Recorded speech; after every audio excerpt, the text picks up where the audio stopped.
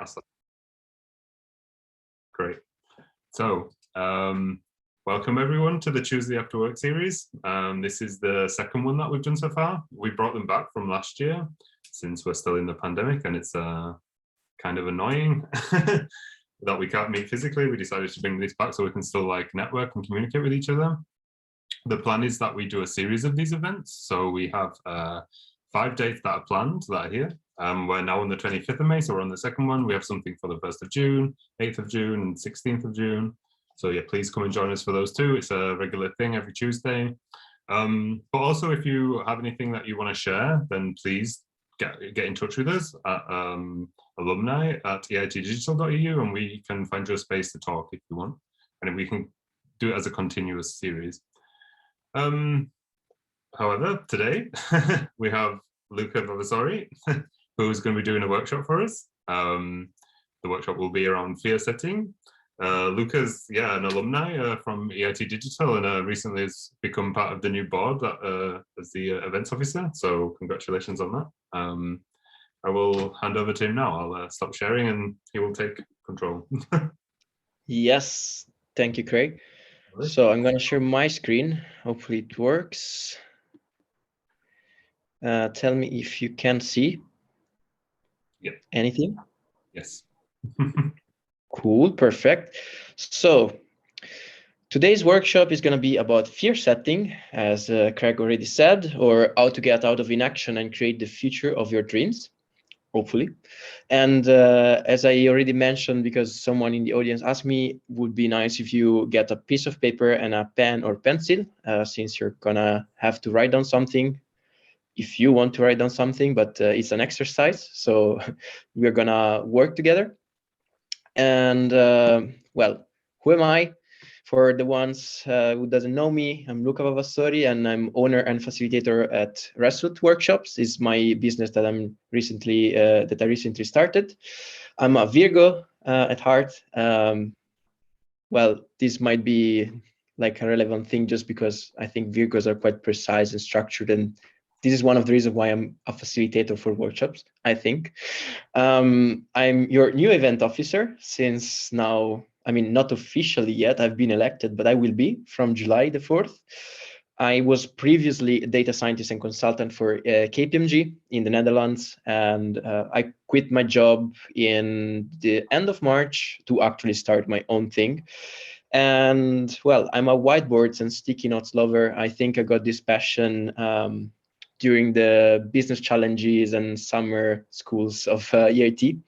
So definitely something I started to enjoy more during our double degree master. I'm also co-host of Digital Nomad Retreats with the Nomad Escape. That is a company that organizes retreats for online entrepreneurs, remote workers, everyone who has the chance to actually be location independent. And it's a 1 week with a lot of personal growth and professional growth. If you want more information about that, you can always come and contact me for anything. And very much on point with the topic, fear setting. I am a recovering hypochondriac. For the one who doesn't know what hypochondriac is basically being afraid of kind of dying out of any possible disease. Like whenever you have something that is mild or small, in your head is bigger than what it is, and well, you always think about the worst, that is dying. And I'm also quite afraid of heights, like quite a lot, and I'm an overthinker. So combine all of these and I kind of have many nightmares.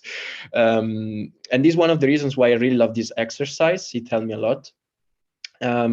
So I would like actually to ask you a question.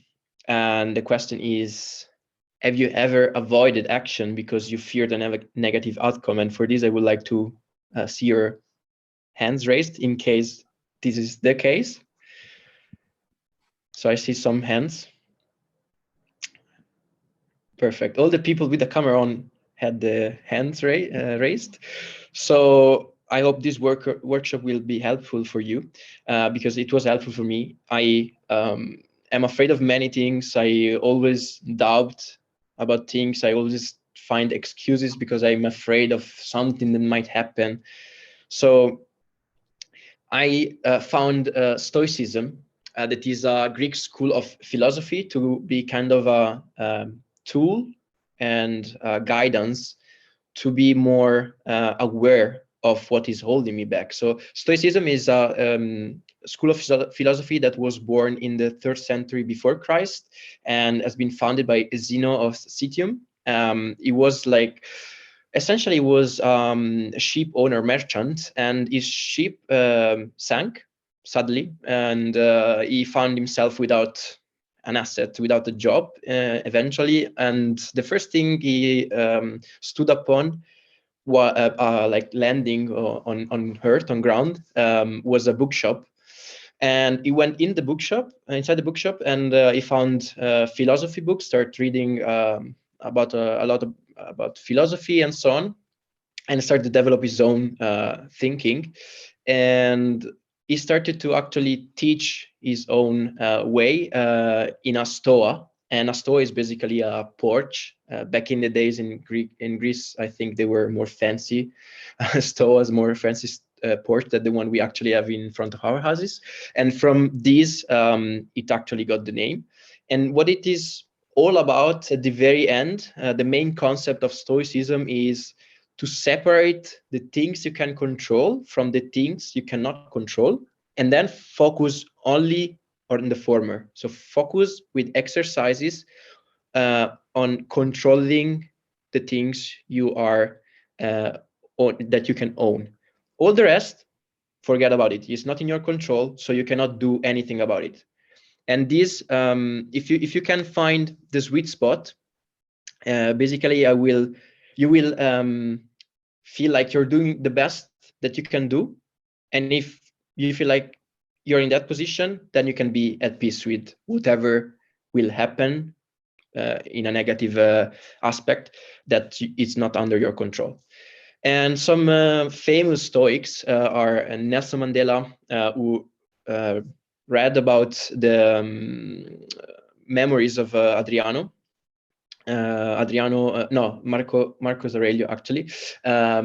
He was one of the most the biggest exponents of Stoicism back in the days. He was one of the most powerful Roman emperors, and he wrote his memories. And in these memories, he wrote a lot of concepts belonging to Stoicism. And Nelson Mandela, while he was in prison, he actually had this book, and has been one of the inspiration that he cited to not give up and try in the end to build his own legacy once he managed to get out of prison and win the presidential elections in South Africa.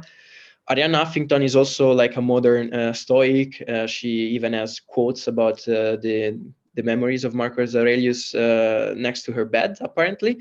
And she's the founder of the Huffington Post. And then we have Tim Ferriss, that is the person I discovered the fear setting exercise from, and he's a very famous entrepreneur. And he liked to test a lot and push himself, trying new things, despite of what the negative outcome can be. He'll just want to try and see and test how he feels about it. So this is more or less an overview of where the fear setting exercise come from, and it comes from this Greek school of philosophy called Stoicism.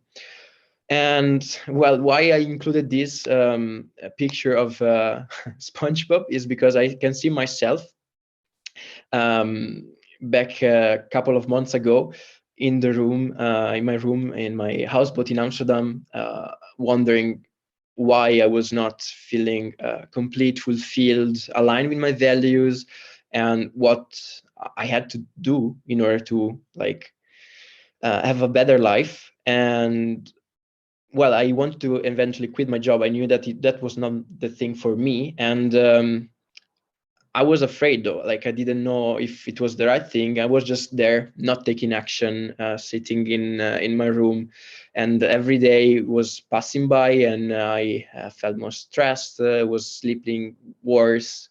I didn't feel a purpose, motivation, and my productivity at work was decreasing. So I decided to actually take the fear setting exercise, and I want to share a quote with you from Mark Twain, that is one of the most famous American book writers and authors. That is the following: I've spent most of my life worrying about things that have never happened. I think you can relate to the sense. At least I can relate a lot. I'm an overthinker, as at the beginning, so I really spent a lot of time wondering what could go wrong, and this never really happened. So now we're gonna not waste any more time on the on the previous part of the theoretical part, let's say, but go more into action because we are also short in time, and I would love you to actually get something done by the end of the meeting. So what you will need is a pen, pencil, or marker, whatever you feel comfortable to write in with something to write on.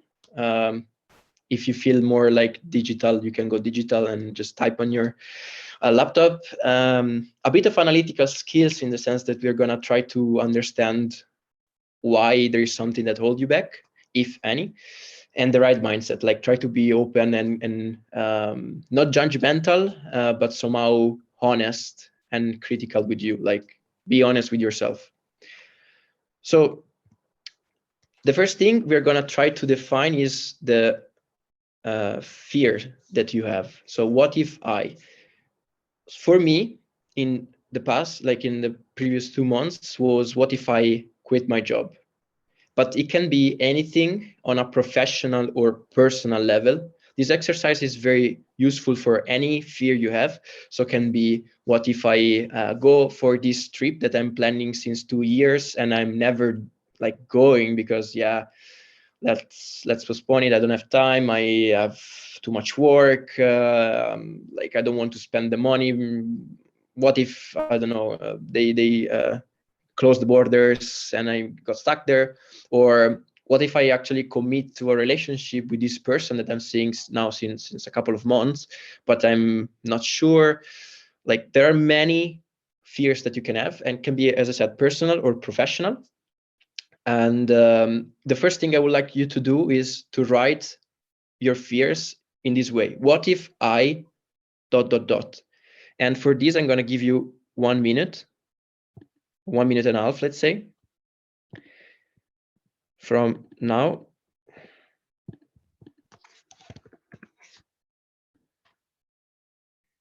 If there are questions, please ask. I'm sharing my screen, so it's a bit difficult to see the slides where I am and your face is doing the thing. You can put them in the chat and I can read them out. Yeah. But yeah, let me know if there is anything that is not clear. Or... So in the example you said about traveling and getting stuck, so would the question be, what if I travel and get stuck? So we include the fear in the question, or... Yeah, definitely. Like, what if I travel and get stuck?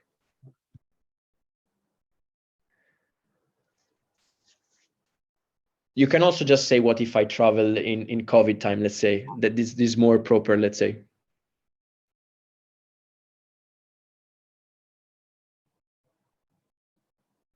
But can also be like, what if I change my current job? What if I do a career switch? What if, I don't know, I speak with my mother or father that I'm not talking with since 5 years? Something like that. Like, can be really everything. Like, pick something that is probably valuable for you, something that is really maybe not letting you sleep at night sometimes, or you keep wondering about.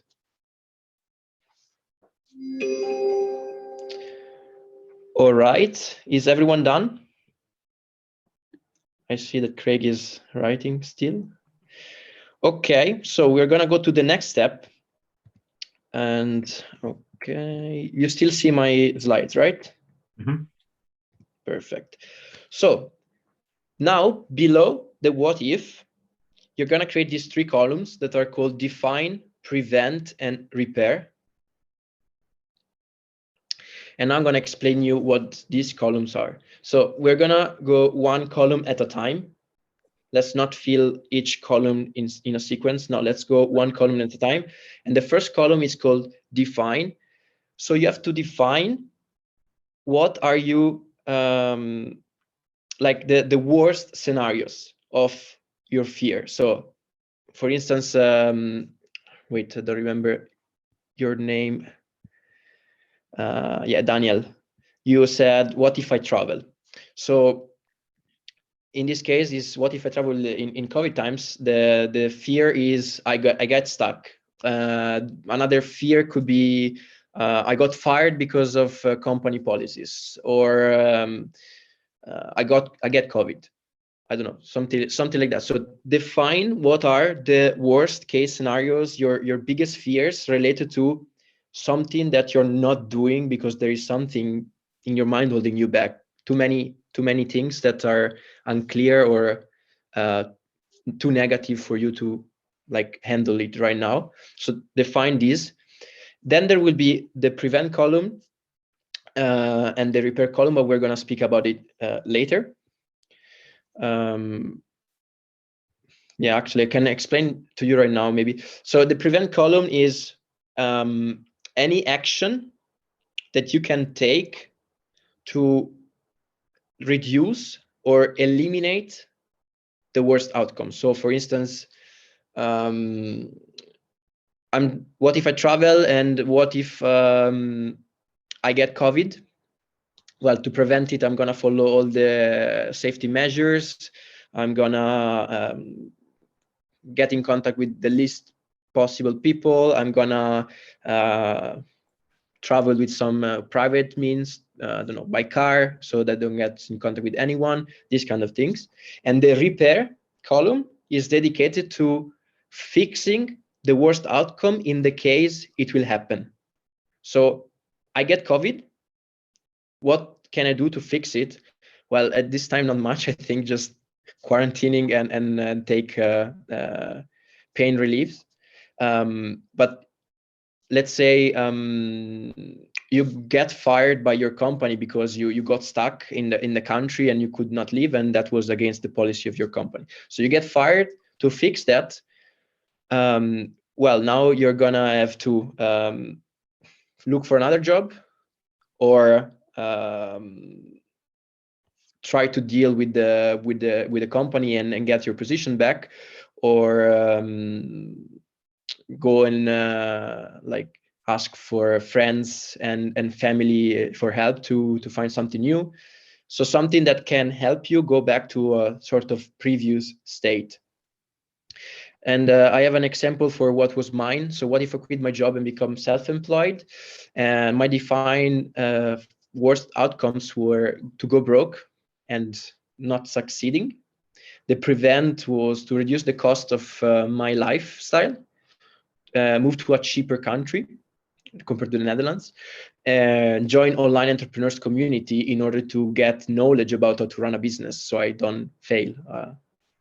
I have more chances of actually succeeding. And in the repair column, let's say I go broke, I temporarily live with my family or friends, and or I look for a new 9-to-5 job. That is not my dream, but well, better than be broke. So we're gonna go with the define, prevent, and repair. So I'm gonna give you a question though. Yes. Because if you do the repair to find a 9-to-5 job, then you're still stuck with the what if scenario, right? Yeah, no, yes, but like the fix thing is to go back to a state of let's say balance, and like a state where the worst case scenario is not happening anymore. Because yes, what if I quit my job and go self-employed? I want to do that, but my fear is to the worst scenario is to go broke, right? So I want to fix the fact that I'm now broke. So you better fix the defines than the what if I scenario. Sorry? You rather fix the define scenarios than the what if I scenario. Because your what if I is that you go self-employed, right? And now this goal cannot be achieved anymore if you find a 9-to-5 job. But the define, on the other hand, yeah, is then more important, let's say. Yeah, okay, but like at the very end, I think it's more important to have some food on my plate at the end of the day. So I will fix the fact that I went broke, and then once I still have some, like I have again some income or some financial freedom, let's say financial stability, I will try once more maybe Okay, to so then, quit my yeah, job. the But repair would be to the get more point here income. is to fix the worst case scenario. Okay. Okay, so let's start column by column, and I'm gonna give you 2.5 minutes for each column. Let's say 2 minutes because maybe it's a lot. Let's keep in mind that this is like a demonstrational exercise in a way. So even if you don't finish, you can always go back yourself. If I would do that as a proper workshop, like I will need probably 2 hours so that you have more time to actually think through.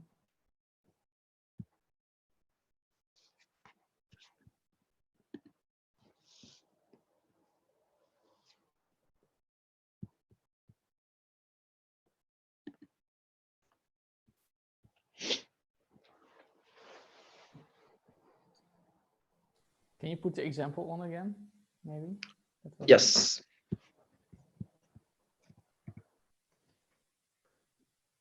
Yes, nice.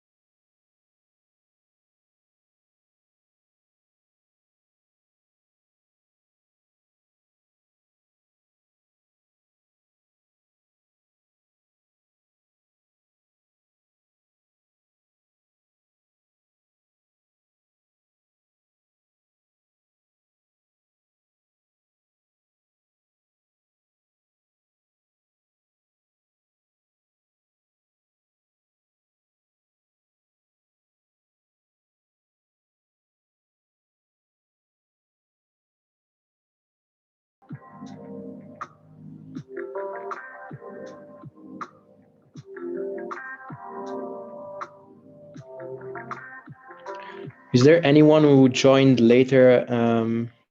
I just saw Balash now. Yeah, there's a couple of people who just joined. I think. Okay, so I'm gonna explain very quickly again. So we're doing the fear setting exercise. It is an exercise to define your fears and what's holding you back, essentially from doing something, for being inactive. And the first part of the exercise is essentially to state a what if question. Can be personal or professional. For instance, what if I change my career path? What if I quit my relationship? What if I get into a relationship? What if I go for a trip that I'm planning since years, but I'm never going for anything? What if I speak with my mother or father that I'm not talking with since years? And once you define the what if question, Then there are 3 columns. You probably saw them on the screen right now, that are the define, prevent, and repair columns. So under the define, you will have to list a few worst case scenarios that could happen if you go for the what if. For instance, Danielle said, what if I travel in COVID times and there could be, I get stuck, I get fired by my company because it's against policies, or I get COVID, for instance, something like that. On the repair, there will be anything that can be done in order to eliminate the chances or reduce the chances of the worst outcomes to actually become reality. For instance, I get COVID, to prevent that, I can take all the measures, travel with my own car to avoid any contact and so on. And then in the repair column is whatever you can do in order to fix the worst outcome, because in this case, the worst outcome, it actually happened. So now you want to fix the situation and go back to a situation of stability and balance.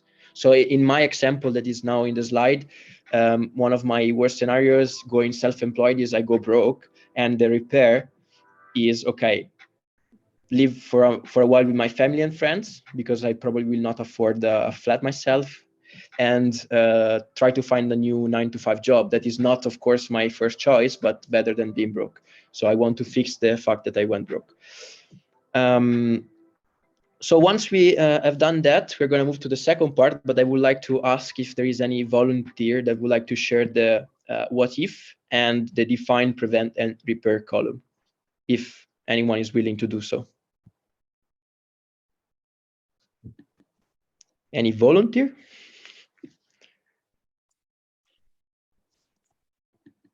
I mean, I can if no one else wants to. Oh. No, it's not mandatory. Yeah, like if nobody wants to do it, we just go to the next part. But if Craig, you want to, feel free to. Okay.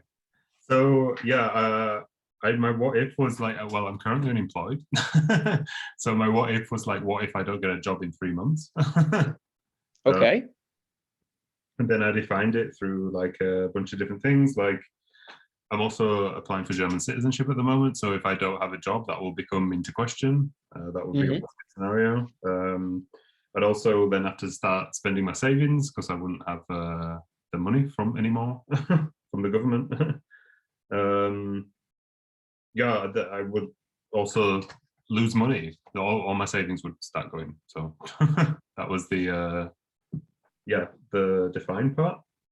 Should I keep going on? Or? Yes. Yeah, so the prevent stuff was, I was thinking I could just start applying to all available jobs, even the ones that I don't really want to get. I'll just apply to them. I could like connect more with the network that I have, people who are working in different places, and like ask if they have any openings. I could go to like meetups like this, like online stuff that's in the industry I want to work in, and just make it more obvious to people that I'm available for work. And then the repair stuff, I was thinking I could, kind of like yours, I guess, look for a new 9-to-5 job or just anything. I could get a job doing anything, it doesn't have to be in my career. Or I could become a freelancer, something like this. Yeah. Or I can move back to the UK. Yeah. Okay, thank you for sharing. Anyone else? Otherwise, I will move on. Okay, I will move on then.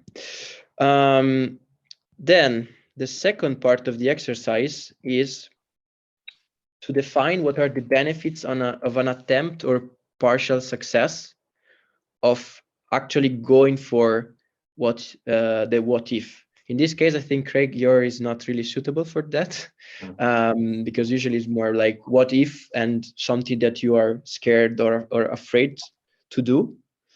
So in this part, try to define what are the benefits of even just giving it a try. You don't have to succeed in, like, what if I change my career path and I don't know, I'm a technical person and now I go into human social related jobs. What if I try that? Like maybe I'm not good at that in the end, and I have to come back. But what will I get even if I just try, even if I have a partial success? For instance, for me, like quitting my job and going self-employed, the benefits are I can travel more, I can learn a lot about how to build a business, I will probably make many connections, and I will for now feel less stressed and more relieved because I have not to do every day something that I don't like. Even if I don't succeed in the long run, for now I already have some partial benefits just by attempting. Everything is clear? So try to state these benefits.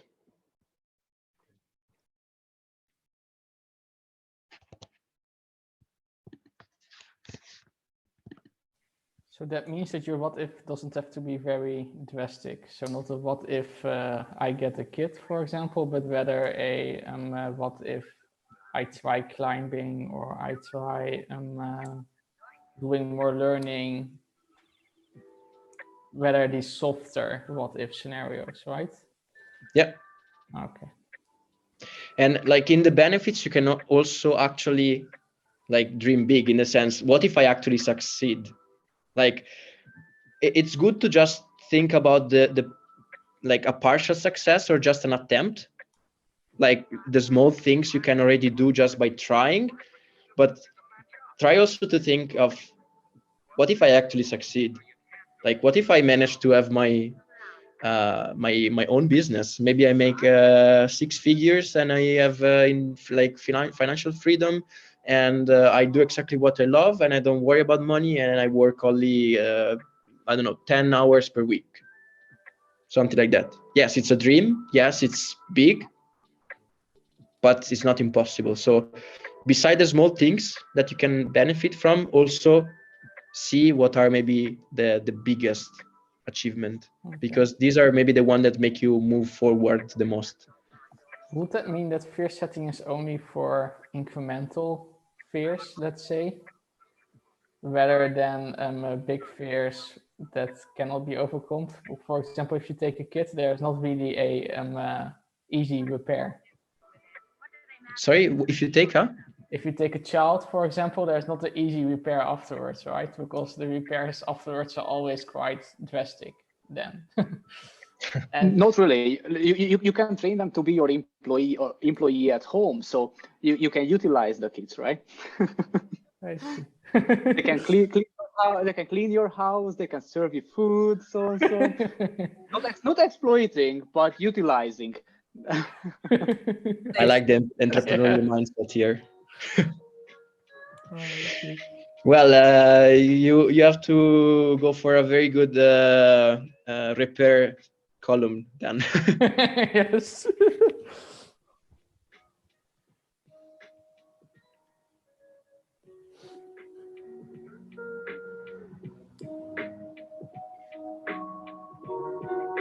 So I give you 1 more minute, unless everyone is done.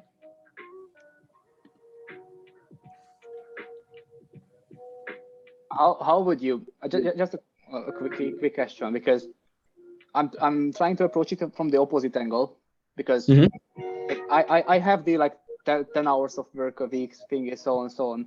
So my fear is to go actually to be an employee and have no responsibility, because for me the fear is actually to go back to the 9 to 5 and just be an employee, because I think I cannot do that. But that would have a lot of benefits. So I see the previous columns. Maybe I just missed something in the beginning, obviously joined late, but I can feel the 3 columns, and there is a lot of benefits. I can list a lot of benefits of what are the benefits of going back to be an employee only somewhere. Yeah. But how would you define the fear there exactly? Because is it a fear? Because for me, it's just like that is. I'm afraid that it's too calm for me. Okay, but like the exercise for you will be, what if I go back to employee job? Okay. And then in the defined column, you have to put the worst cases, and the worst case is I don't have enough money income flow to afford my current lifestyle, for example, or I cannot do all my activities because I will lose the freedom of the 10 hours working with, because now I will have to work 40 hours per week. Like this will be your defined column. And then in the repair will be, I will look for a job that's, I don't know, I will look for a part-time job that give me still the freedom, or I will look for a very high pay job that will give me the income to sustain my lifestyle. And then in the fix, like in the repair column, you will have, I don't know, I go back to my previous business. So I get ownership again of what I was doing before, and I go back to the 10 hours working with the thing I know how to do, and so on. So this will be like very simplistic, but this could be how I would fill the column for your specific what if. All right. And also, then of course you can elaborate on that.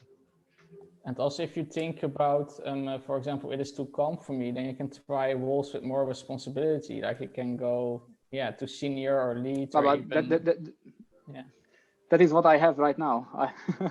With 20 plus employees, so it's I have enough responsibility. Yeah, but if that is your fear from going back to a 9-to-5 job, I think that can also be fixed. And if you want to try it out, you can also try an intermediate solution, right? Maybe do a 6-month job instead. I can hire myself, right? Exactly. That's another thing you can do. I can play the asshole boss to yourself. Yeah. All right, guys. Is anyone willing to share the benefits? So the what if and the benefits? Unless Craig, I need you back, but your question was not very suitable. But I can go. Can you hear me? Yes. Great. Okay, so my fear is, what if I move again to another country? Well, here I'm mostly considering Italy. So there were some things, yes. In any case, even if I have to go back to the Netherlands, I can still meet new people there, like make some new friends, learn a new language. Then again, explore a new country, culture, get new job experience because I will change my job. And the best case scenario, I will just get more happy than I am right now in the country, which I don't really like. Yeah, thank you for sharing. Anyone else? I can go. Okay. Yeah. Can go. Yeah, sorry guys, I slept today like 4 hours because I have to do a trip. So I'm not at my full energy, but I'll try. So I was proposing this case of quitting my job and starting something new. Well, I'm kind of doing it because, like as with Luca and we are doing this alumni, we are being part of the alumni, so this is a change. So let's see. But like succeeding, like partial success of starting a new job or something, I guess is try to check out if you're gonna like it or not, right? Because if you I prefer to try it and maybe regret it like later than not doing it, because then I'm gonna regret it all my life, right? Of course, and then I could travel more, I could learn like a new field, maybe new connections, also more motivation and energy, which is really important. Yeah, definitely. Of course, and also you have the opportunity to do a fresh start and things like this. Yeah, but of course there are things that might go wrong, but usually I say I go for it. Anyway,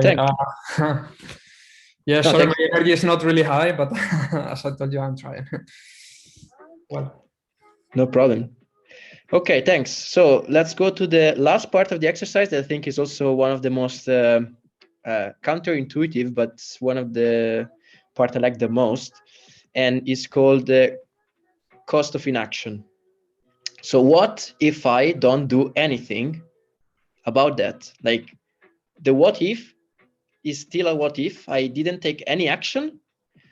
How will this impact me emotionally, physically, and financially in the next 6 months, 1 year, or 3 years? For now, just think about the next 6 months. I don't want you to fill the 1 year or 3 years column, but think of just not doing anything, how this will impact your life emotionally, physically, or financially. For instance, for me was I will start to sleep less. This will make me more stressed, less productive, less happy, and I will start to feel like I don't belong anymore, feel like my brain is kind of stop working. And it was already happening within 1 month, so I didn't want to think about the 6 months. So it was really starting to have a quite heavy cost on my person. So it's something that we don't think much, like what happens if I don't actually go for it, because we always think about, okay, what happens if I go for it, but we never think about what will happen if I don't go for it. So this, I think, is one of the nicest part of the exercise. What if I can actually think about good things if I don't go? Because I cannot really think about bad things. It's not like I'm not happy right now. It's more like, yeah, I might be happy here, I might be happy there. So for me, it's more. Yeah, like, no, definitely. But let's say that this part is more about, okay, what could be get worse if I actually don't act upon that. Like, of course, there are benefits of, like in your case, like is not the that you're not, I think, having a good life in the Netherlands. yeah, But exactly. if you're considering to go somewhere else, most likely there are still things that you are not okay with or that could be improved. Okay. AKA sun intake. Yeah, yeah. So this weather gets me into depression. But yeah, consider the depression part. Like, is something you can handle? Is something that will get worse and worse? Is something that will have an impact on you in the long run? Mm-hmm. So it's really about thinking on this side of the coin, let's say. Of course, there are benefits staying in the Netherlands, but right now we're thinking more about, okay, if I don't go for it, what will this turn into? Can I put something like I will regret it in 10 years? Because that's, I think, for me, the biggest concern, that if I don't go now, like in 10 years, I will probably not be able to go because, well, maybe I'll be married, whatever. So for me, it's kind of, I will regret it when I'm older. Sure. Cool. Let's try to be as more detailed as possible. Like, not now specifically. You can always go back to exercise in a later moment. You can use the exercise whenever you want for whatever question you want. This was more of a demonstration. So what you said is of course a good point. But if this is really something that you are thinking about constantly, try to be as detailed as possible, because it helps a lot in visualizing the future ahead if you stay in the Netherlands, for instance.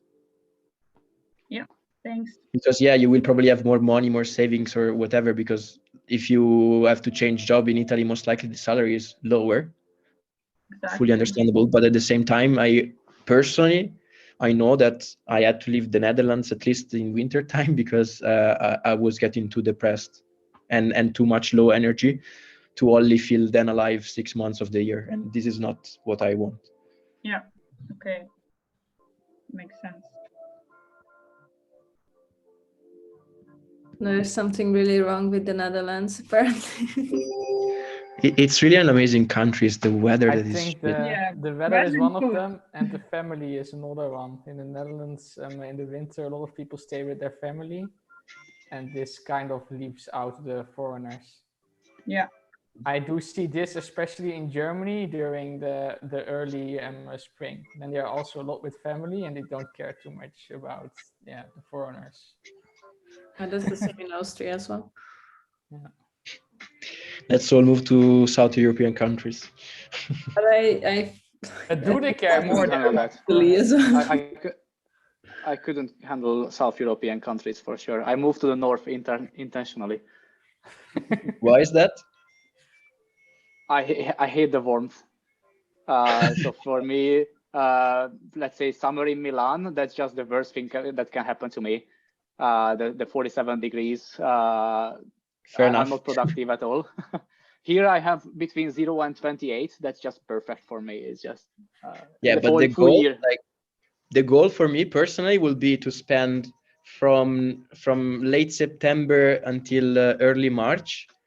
I don't know, in south of Portugal, and then from mid-March until mid-September, I don't know, in Stockholm or Copenhagen or Amsterdam. Like that would be my Well, ideal life. But then you cannot right go here, actually, skiing. Where are you now? British Columbia, Vancouver. Mm. So it's always good weather. Mhm. I mean, sometimes in winter it's rainy, but it never goes below 0 and never goes above 28. So it's a good balance. Same in New Zealand, by the way. I recommend New Zealand. I was living there as well a bit. The same thing. Only there the sun wants to kill you because it's the ozone hole. So you have to use sun lotion in the summer for sure. Julia, were you saying something? Yeah, if you're in Portugal in the winter months, you cannot go skiing. Yeah, I don't care much. Yeah, I mean, I would also like that. I mean, I can always go for a 2 weeks. Work-based. I can always go for a 2 weeks ski holidays and then come back. Yeah. True. All right. Is anyone willing to share the cost of inaction? Possibly someone who didn't speak yet. If you feel like comfortable, otherwise, no problem with that. I can share. So my what if question was, what if I want to start a PhD in somehow machine learning and for climate change topic? And the 6 months cost of inaction for me would be that I'm getting more frustrated because I'm not working on a cause that is important to me. And I'm also losing time because, yeah, I'm getting older. So even 6 months, or maybe I'm just losing also the registration periods and stuff because we need to prepare and stuff. Yeah, thank you. Anyone else? Last chance. Then the exercise is complete. Okay. Well, then the exercise is actually complete. You managed to go through the whole exercise. I hope it was helpful. I just noticed that I left a slide for, to promote my company. It was for actually another audience. But you can also come to me in case you need workshop for your audience, for your company, if you're working like you're self-employed for your clients, whatever you want. These are actually switched. This is not for your business and team, but it's for your audience and clients. And the other one is for your business and teams. But what I do essentially is to facilitate workshops or to provide workshops. On the more personal sphere is goal setting, fear setting, ideal lifestyle costing, and masterminds. And on the, let's say, more corporate related side is lighting decisions. So come to a decision with a 2-hour workshop, design sprint, mission, vision, and value setting, and goals and strategy planning. So this is more or less what I provide with Resolute. That is the company I just started. You can get a 10% off your first workshop in case you want one. And well, that's it. These are my contacts. And for the rest, I thank you so much for paying attention and actually being active doing the exercise. I hope you find it helpful, and you can always use it whenever you need a bit of clarification and or trying to get a push forward and understand why you're held back by something. That doesn't mean you have to go in the end, because there are like benefits, like pros and cons usually for everything, but it's already good to understand where the fear of a worst outcome is coming from. So if you have any question, is the moment for that. I have a question, not particularly about the workshop, but more to you personally. So how did you know that this is what you wanted to do? Because you said you wanted to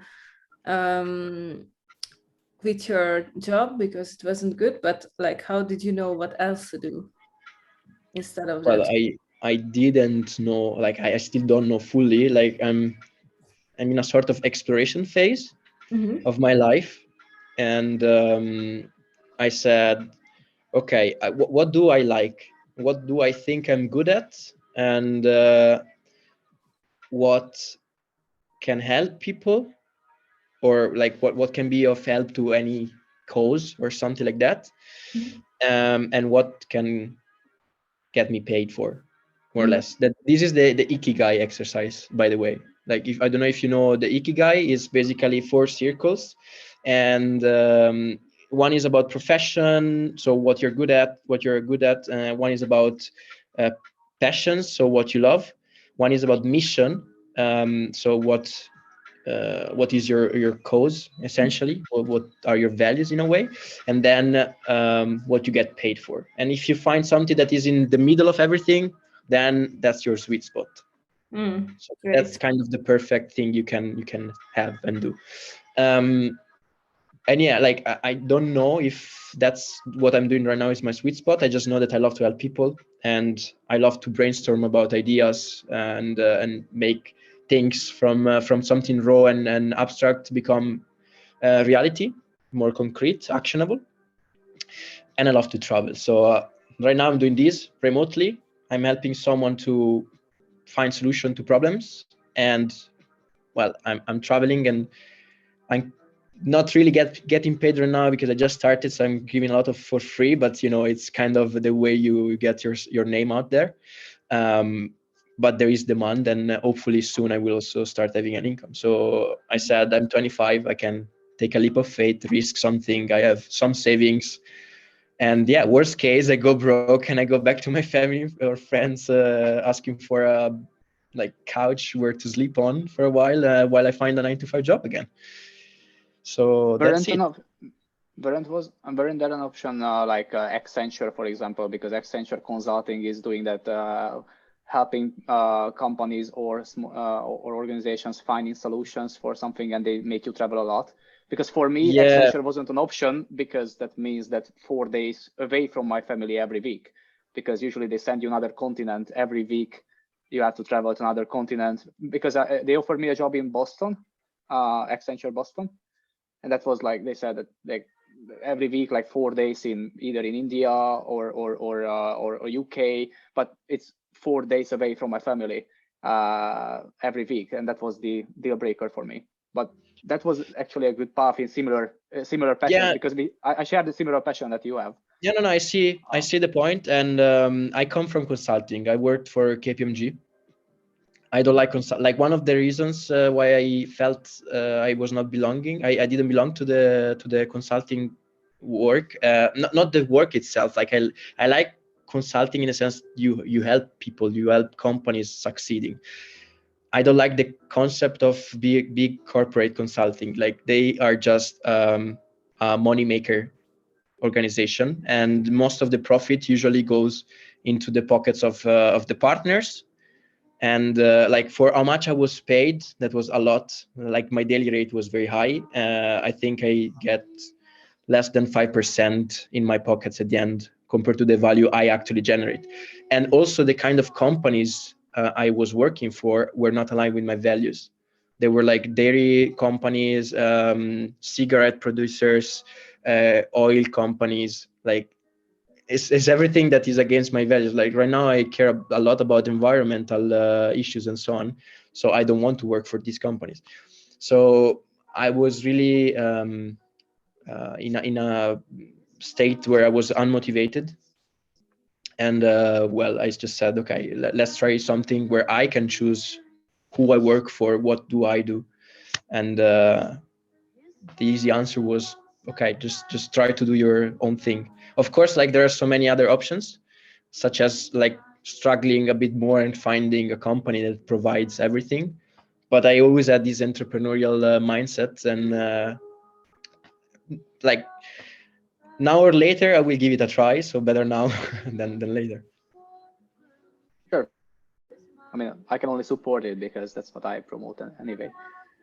Yeah, no, I was definitely. just wondering if consulting was an option, because that was a question for me as well, to go for consulting or not, like a few years, Like, 3 or 4 years ago.